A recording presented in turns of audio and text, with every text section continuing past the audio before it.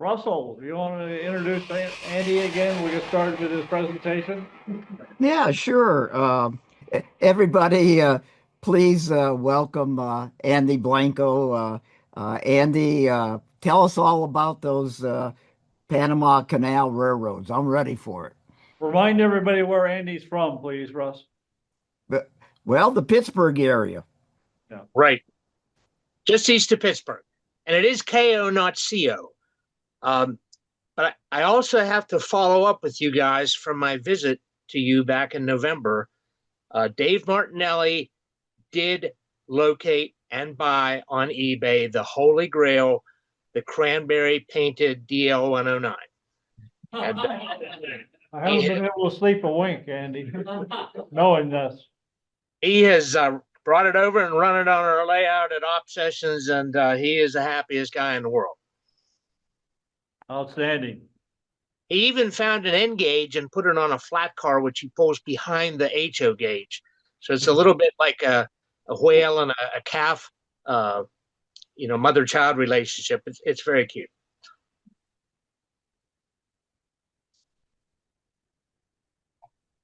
All right. Well, are we ready to go here? We're ready, Andy. All right. Let's see if we can make this work.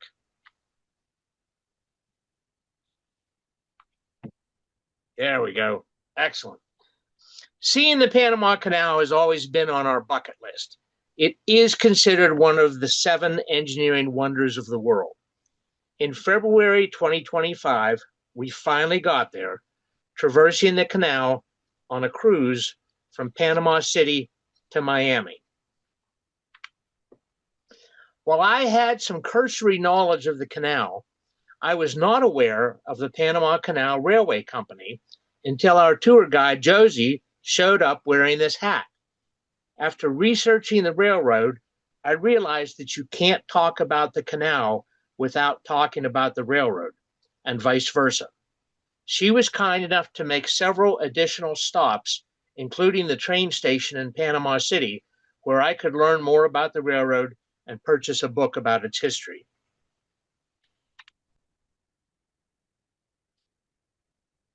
A brief review of Panama's geography is necessary. Panama is the break between North and South America and is just 50 miles wide.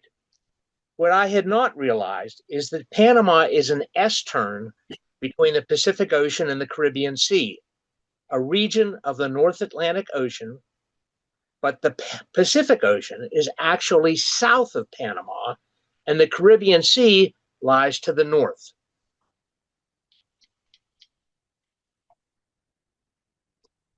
The Panama Canal actually runs northwest to southeast, not east to west, as I had always assumed. Furthermore, I had envisioned a 50-mile long channel, whereas there is really only about 10 miles of canal and 40 miles across the Gatun Lake. But I'm getting ahead of myself. While indigenous peoples had lived in Panama for centuries, the first Europeans to discover the area were Rodrigo de Bastidas in 1501 and Christopher Columbus in 1502, or as we learned in grade school, 1492, but I think that's wrong. It just rhymed with the song. However, the European explorer most famously credited with a major discovery in Panama is Vasco Núñez de Balboa, no relationship to Rocky Balboa, who crossed the isthmus and discovered the Pacific Ocean in September 1513. He is celebrated in Panama, and a main street in Panama City is named after him. Panama has an amazing biodiversity, mostly because of its plant and animal species, which draw from both North and South America. Forests cover 65% of the country, and it is home to over 10,000 plant species, more than 200 mammal species, and to over 900 bird species. Panama City, the capital, has a total population of 410,354 people in the city proper, and over 1 million in the Panama District, which includes the outer portions of the city. The metropolitan area has over 2 million people. It is a hub of banking, commerce, and tourism. Early in the history of the Western Hemisphere, trade routes became matters of great importance. A crossing at Panama would link the two oceans with the least amount of effort, although there was still the Cordillera mountain range to cross. In 1832, the U.S. Congress sent Colonel Charles Biddle to Panama to negotiate a concession to construct a railway from coast to coast. He also inspected the country for the best route. The discovery of gold in California in January of 1848 created a number of gold seekers wanting to reach the west coast, and many chose to travel by boat to Panama, cross the isthmus by land, then pick up again on the Pacific Ocean side by boat to California. The crossing through the jungle was burdensome and dangerous. Suddenly, there was an urgency to build a railroad across Panama. The Panama Railroad was incorporated in New York on April 7, 1849. John Stevens and John L. Baldwin, an experienced civil engineer, explored the general route of the proposed railroad. They found a low gap in the mountains just 300 feet above sea level where rails could cross without excessive grades. Construction started at Navy Bay, a deep indentation on the north shore where cargo ships could unload. The first 13 miles lay in a dense, swampy jungle. They found an enormous population of every species of biting, stinging insect and plenty of alligators and venomous snakes. But in the relatively short distance of 50 miles across the isthmus, they found an area so beautiful the natives called it paradise, as well as rugged country with steep hillsides. This was not an ideal land in which to build a railroad. From June through December, there were deluges of rain and cloudbursts, which often lasted as long as 3 days. Although the isthmus was covered with a dense jungle, there was no durable timber for railroad construction. The native population was unaccustomed to physical labor and was undependable. Men, materials, and provisions had to be imported thousands of miles. Late in 1850, pile driving equipment arrived. A rock quarry was started near the river, and many tons of crushed rock were dumped in the swamps until a firm foundation for rails was achieved. By December of 1851, 8 miles of track had been completed at a cost of more than $1 million. Expectations of quick profits disappeared, and the Panama stock value began to fall sharply. However, travelers were still making their way west to California, and that proved to be the salvation for the railroad. In December of that year, 2 boats arrived at the mouth of the river on the north with 1,000 passengers. The travelers hurried to the railroad office where they were told there was only 8 miles of track laid, but they wanted to ride anyways. The railroad made $7,000 to transport these passengers 8 miles, and the Panama Railroad was in the passenger business. A small brick depot was constructed in Manzanilla Island, and construction moved forward in high gear.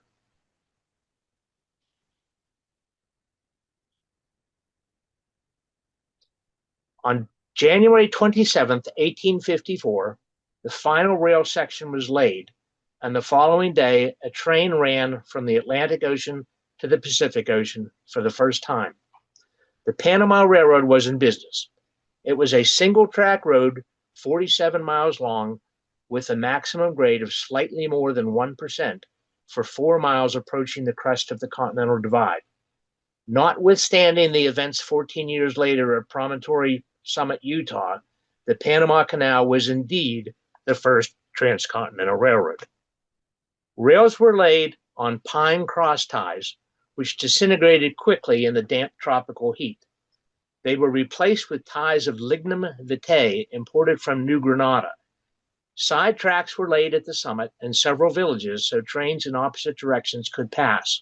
Stations were established about every 4 miles with freight houses, depots, and homes for employees. A telegraph system was completed in August of 1855 for efficient operation, although the mahogany poles rotted in the humid jungle and were eventually replaced with concrete poles. There were 6 heavy locomotives and 4 lighter ones, all, excuse me, I got ahead of myself there. All wood-burning, 22 passenger cars, as well as 51 boxcars and 72 flat cars. Pictured here is one of the first 3 locomotives bought for the railroad, designed to climb steep grades. This later proved to be unnecessary. Unfortunately, the completion of the Central Pacific Union Pacific westward venture at Promontory Point on May 10, 1869, was the turning point in the fortunes of the Panama Railroad. The flow of mail, gold bullion, and passengers was redirected to cross the continental U.S. quicker and cheaper. By 1877, the railroad was essentially bankrupt. However, the French venture that would start construction of the canal 3 years later realized the value of the railroad and pumped money and resources into it. These 2 prints of stations are the earliest ones I could find. You can see that the railroad was doing pretty well by 1897. I am not clear what percentage of the business was passenger versus freight. Certainly the railroad was kept busy moving materials during construction of the railroad and later the canal. Building the Panama Canal would have been impossible without the railroad. Train tracks and cars supported earth, equipment, and passenger movements. An overall view of the railroad's original and relocated alignment is shown here. Much of the railroad had to be relocated when the canal was built.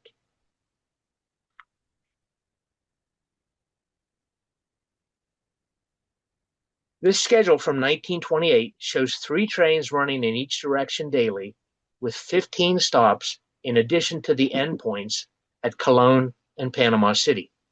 The entire trip from coast to coast took just under 2 hours. Now let's take a look at the Panama Canal. The idea of building a canal across the American continent was born in 1527, when Hernando de Serna and Pablo Corso explored the Chagres River, and in 1528 to 29, when Alvaro Saavedra Cerón recommended that it be used to facilitate interoceanic transportation. It was Alexander von Humboldt at the start of the 19th century who would conclude that there are several locations on the continent capable of serving as a passageway between the seas. Among these, the narrowest, at only 80 kilometers, or 50 miles, was located in Panama. Multiple expeditions explored the best way to build the canal between 1827 and 1877, with the conclusion in 1879 by the International Geographic Conference in Paris to build a sea-level canal. The Congress was presided over by Ferdinand de Lesseps, who had overseen construction of the Suez Canal. He turned the ceremonial first shovel of dirt on January 1st of 1880. The French team encountered numerous difficulties, including disease, unstable soils, and the jungle environment. An estimated 25,000 died building the canal, primarily from disease, especially malaria and yellow fever.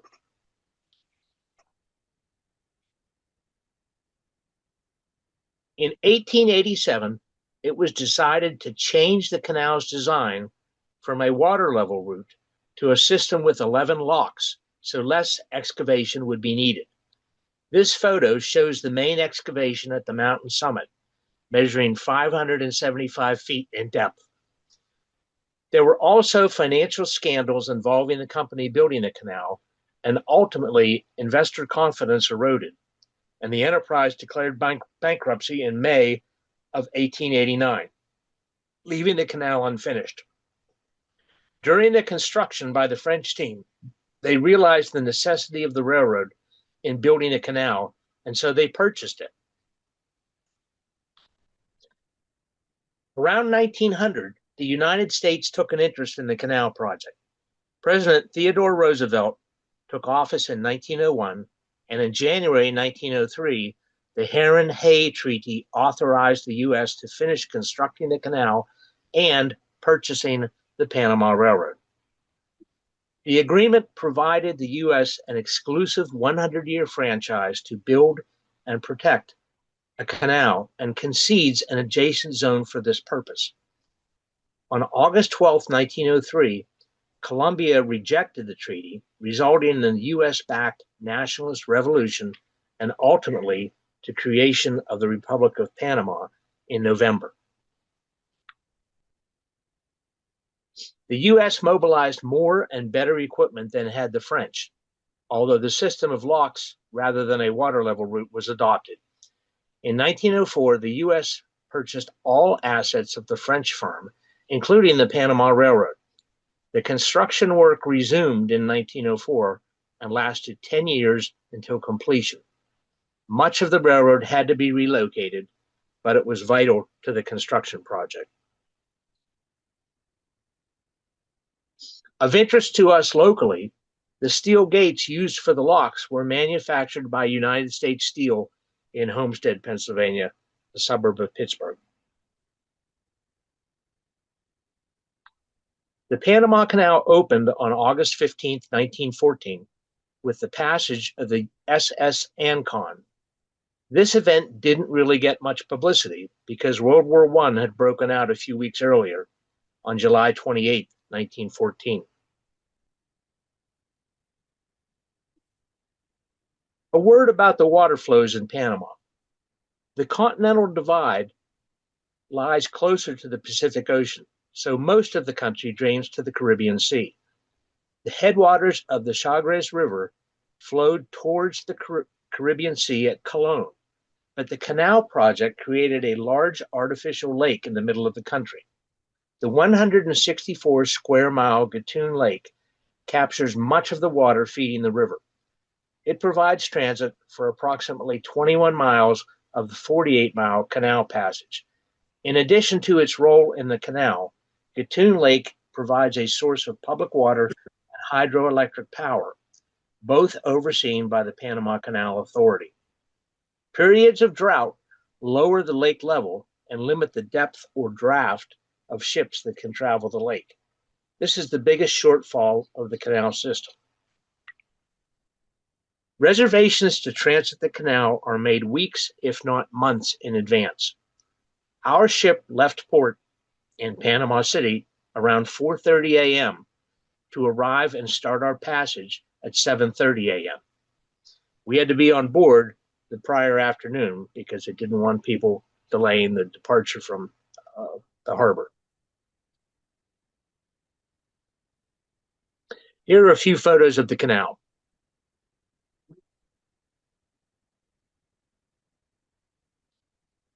This was taken from the main lounge of our ship. The windows were obviously tinted.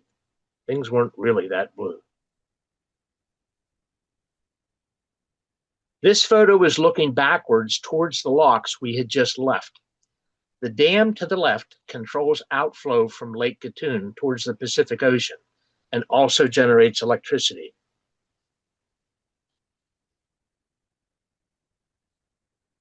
Our entire passage through the canal and locks from 7:30 a.m. to 2:30 p.m. was narrated by this gentleman. He had worked for the Canal Authority, but is now retired. Some passengers were happy to view the scenery from the lounge, drinking lattes and eating croissants with jam, while the more hardy souls were up on the top deck. This is the entrance to the canal from Panama City at the Pacific end. That's looking backwards towards the ocean, and you can see the intermodal facilities there that are used to load and unload ships. The Caribbean entrance at Cologne looks very different, although there are some container facilities there as well. This is a photo of the bridge which crosses the entrance to the canal at Cologne, and that's on the Caribbean Sea. This is looking towards the sea from land, and you can see a number of ships out there that are waiting to traverse the canal. There are 3 locks on each end of the canal. This shows you a schematic. I was kind of surprised that they're all bunched together rather than being spread out, but they're all right in a row. I can only assume that maybe there's only so much vertical lift they can get out of a canal. It just becomes too expensive and too difficult to construct. So rather than doing 1 lift, they do 3 lifts in quick succession.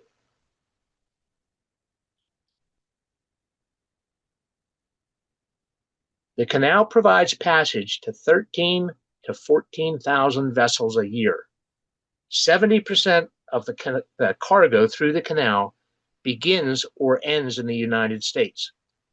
The Panama Canal Authority employs 8,800 people and contributes 6 to 8% of Panama's gross national product. The original locks are 110 feet wide. It cost $200,000 for ships with less than 1,000 containers to traverse the canal. Our vessel, a 650 passenger cruise ship, paid $111,000 to transit the canal. It takes 52 million gallons of water to get a boat through the locks. The Panamanians are very proud of the canal and its role in world commerce. My favorite part of the canal, navigation guidance lights. What you see there in the middle of the picture, circled in red, is a light that is a prism. And because of the draft that's required by the ships, there is a very well-defined and dredged channel that the ships have to follow. As you look forward, as long as you're seeing a clear light, you're in the channel. If you start to drift too far left or too far right, the light either turns to red or green, which is done with prismatic lenses and lets the captain know that he's starting to get off track.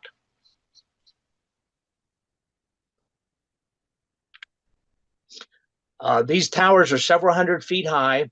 As long as you stay centered, it's white. But if you start to go off track, they'll change color. I thought it was just a brilliant and simple way of doing this.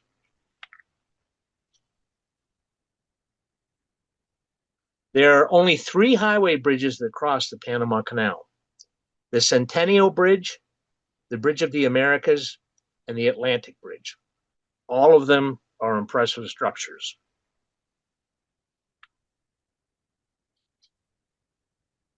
There is a visitor center at Miraflores Locks, which exhibits about the canal's history, an IMAX film narrated by Morgan Freeman, and a viewing stand, and empanadas. Each boat is announced as it approaches. There were cheers and waving flags as we pass. An announcer narrates details about each ship passing through the 2 lanes, providing the country of origin, what type of cargo is on board, and other details. Our small group had a VIP tour of the locks from this gentleman.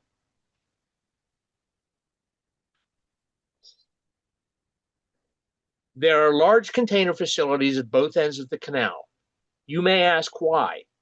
Well, this is a great transition back to the Panama Railroad. Some maritime shipping companies only operate in the eastern or western hemisphere. Therefore, the journey on one ship might end at one end of the canal and pick up again on a different ship at the other end of the canal. Secondly, if drought has caused the water level in Lake Gatun to be low, it may be necessary to offload some cargo so the ship rides higher in the water. These containers can be sent by rail to the opposite coast and loaded back on the ship.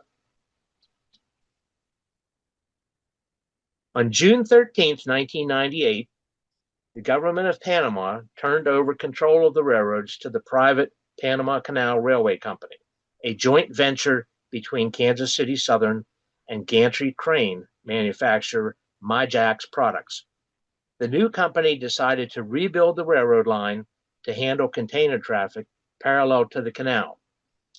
The railroad projected it would move containers across Panama 8 times as fast as the canal. Work on the new railroad started in January 2000 and was completed in July of 2001 at a cost of $76 million. Passenger service began at that time, with freight service started a few months later. Their locomotive roster numbering scheme begins with 1855, honoring the year in which the original Panama Railroad was completed.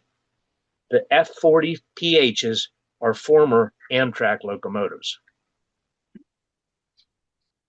The railroad has some exhibits at their station in Panama City. I was pleased to see Union Schwitzen signal equipment in use. And in researching this presentation, I learned that Walthers offers an SD60 locomotive and a 5-car passenger car set. When I gave this presentation last fall, my wife was present, and she said, "Do we have to buy a model of every railroad we ever ride on?"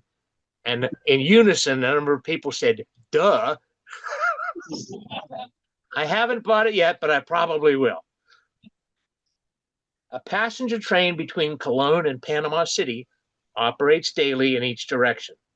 It was parked at the Panama City station, and I was able to photograph the train.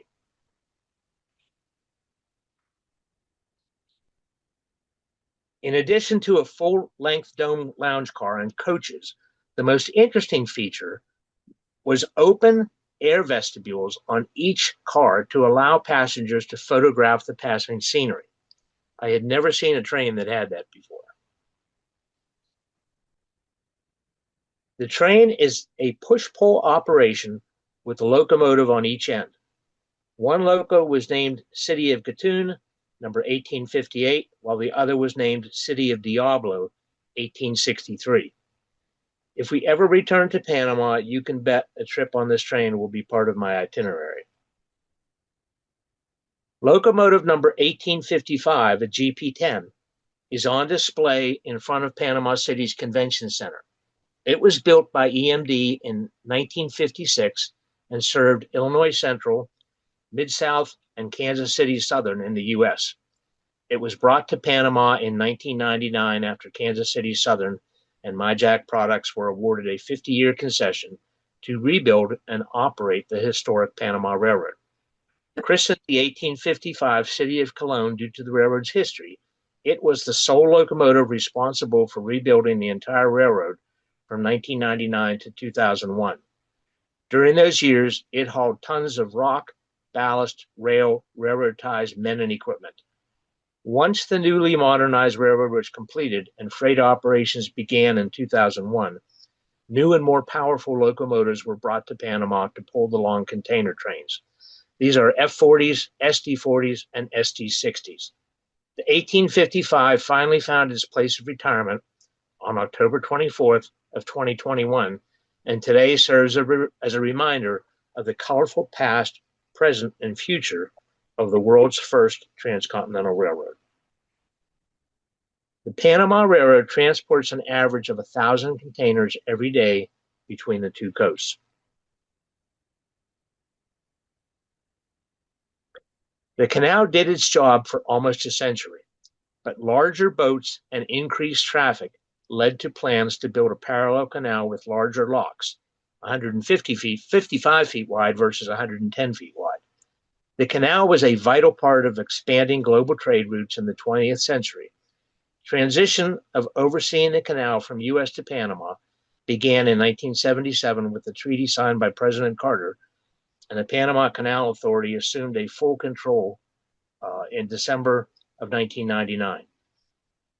In September 2010, the canal hosted its 1 millionth passing ship, and in 2016, a massive canal expansion opened, doubling the waterway's capacity. Construction of the new parallel canal, and that's the one on the left, started in September 2011 and was completed in August of 2016.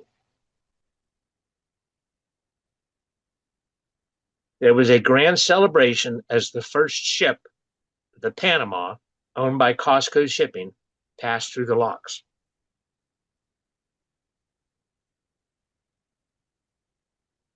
Well, we took a look at the Panama Railroad, but there is one more unique thing we need to look at: mules. The name mule is a nod to the pack animals traditionally used to tow boats along canals. The mules get their 440-volt power from a third rail buried beneath the surface in a slot. They run on rails with a center cog to give them traction on the steep grades. They don't pull ships, which move under their own power, but rather use a system of cables and winches to keep ships centered and prevent them from hitting the narrow lock walls, which have only a few feet of clearance on each side. The Canal Authority works very hard to protect the walls of the locks and canal, as it could cause major delays if anything had to be taken out of service for repair. The mules are double-ended and use lights and a bell to communicate with the lockmaster to reduce two-way radio traffic. A gong on the side of the mules is rung to indicate receipt of a message, and lights on the roof indicate the current operation: braking, coasting, or accelerating. I got a kick out of the open-air seats on the end platform, which looked like repurposed theater seats. Large ships have 2 mules on each side of the bow and 2 on each side of the stern, 8 in total, allowing for precise control of the ship. Each mule has a powerful winch operated by the driver. These are used to take 2 cables in and out as needed in order to keep the ship centered in the lock while moving it from chamber to chamber. With the larger ships having very little clearance, the mule operators have to be pretty good at what they do. All ship captains are required to yield control to a canal pilot while transiting. Those people are specially trained to guide vessels of all sizes safely through the locks. Some ships are so wide that they clear the concrete walls by mere inches. A lockmaster is in position on either side of the lock and is in constant communication with the pilots and the control tower during the entire process. Here are two shots of mules guiding our boat as we are locking through.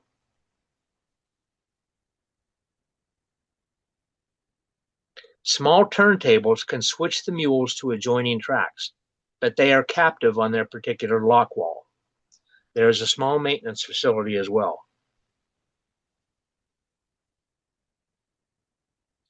We saw every variety of ship during our passage, but chemical propane tankers seem to be the majority.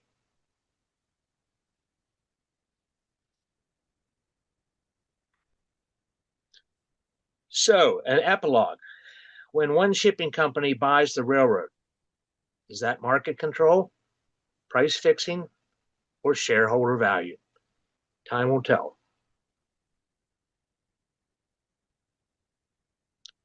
These were the 2 publications that I used to put this together. The one on the left is what I bought at the station in Panama. And then at the visitor center on the Panama Canal, they had a beautiful coffee table book with each page. One side was in Spanish, one side was in English, and it told the whole story of the Panama Canal from day one. I would say in closing that travel is a wonderful adventure. Do it as soon as you can. When you're 80, you may not be able to. Try the local foods, sample the local beers, and initiate conversation with strangers. This was a trip of a lifetime for us. I need to give a shout out to my wife, Tricia. She is a fantastic travel planner. Everything worked out beautifully under her watchful eyes. And that's it.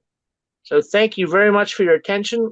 I don't know how many of you, if any, have ever been there, but I hope if you haven't, this will open your eyes to what could be a wonderful travel trip for you.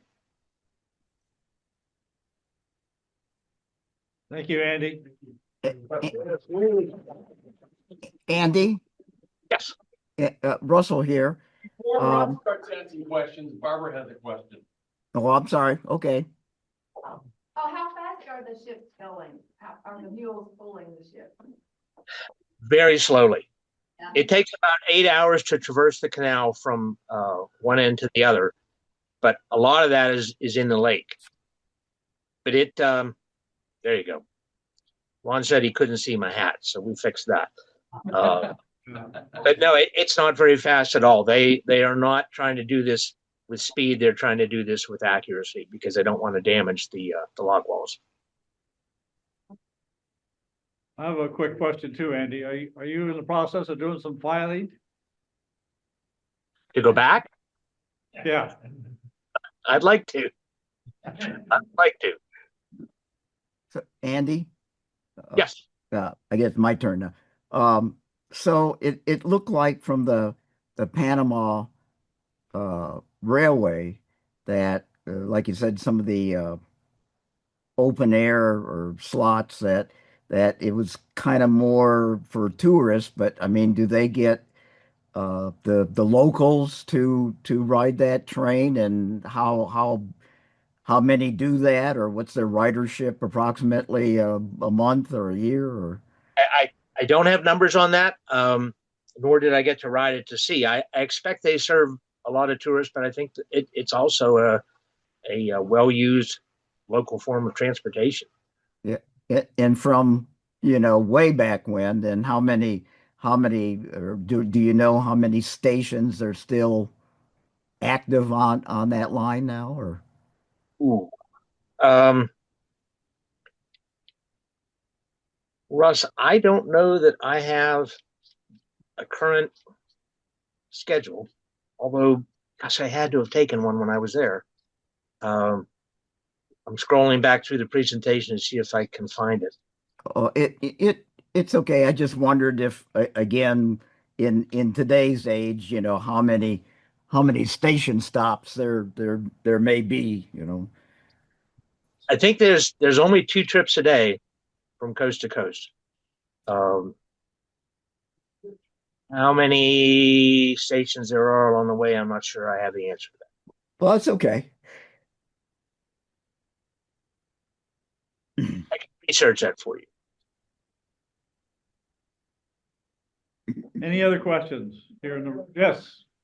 Happened to have the opportunity to be on a cruise ship, going through the Panama Canal on January 1st of 2000. You remember the Y2K scare? Yeah. When you commented about signing over the ship to the Panamanian government, that's exactly what happened on that Y2K scare. Somebody asked the captain what happens if the computers all crash, and he said, "It's not my problem because I just signed the ship over to the Panama." And nothing happened, of course. It was very interesting, couple of hours going through there right at midnight. Back here in the back. What cruise line did you use? It was a cruise line called Oceana, and they very much try and do their transit during the day so that the passengers have the opportunity to do some sightseeing along the way. I think at night you'll find more of the container ships or cargo ships. I can tell you those mules have not changed since the 80s. They look exactly like they did back then. They're amazing. So first time I saw them was in '84, and they haven't changed. I thought that was really interesting that they communicate using the gongs on the side. You figure each ship has 8 mules, and if you're trying to communicate by radio with 8 different people all at the same time, it makes sense that rather than them trying to get on the radio and acknowledge a message, They just ring the bell. Say, we got it. Any other questions? No. Looks like you covered a lot, Andy. Thank you. Well, thank you for inviting me, and I enjoyed it. Well, thank you. Thank you for coming. I'm glad you got your computer all back up and running. Thank you, Andy. We'll Thanks, see you Andy. soon. Say hi to David. Take care. All right. Have a good weekend. See you Thank guys. you. Thank you, Russell. Bye. Thank you. Bye.